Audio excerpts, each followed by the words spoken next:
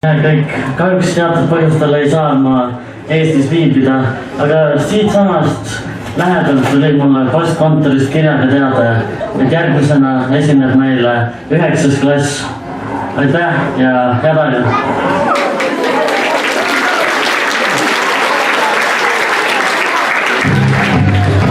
Kes meist unistaks algust?